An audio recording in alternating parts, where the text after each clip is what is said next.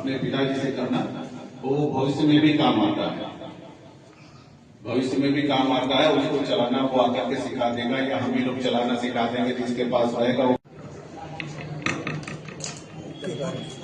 यही तरीका है। पहले अपने सीने को कवर, थोड़ा सा और अपने सीने को कवर करो बेटे, तो आपके सीने पर लपट नहीं आएगी। बताया गया कि हमें अपनी सुरक्षा कैसे करनी चाहिए। अगर अचानक से कोई भी आतंकवादी हमारे यहाँ हमला करता है तो हमें किस तरह अपनी सुरक्षा करनी चाहिए। जैसे कि सर ने हमें बताया कि पहले तो हमें अपने घर की लाइट वगैरह बंद कर देना है, उसके बाद आग वगैरह अगर लग जाए तो कंबल से उसे ढक देना चाहिए। सर अभी खुद यहाँ सामने बताए आप लोगों को, तो आप लोग समझ ही गए होंगे।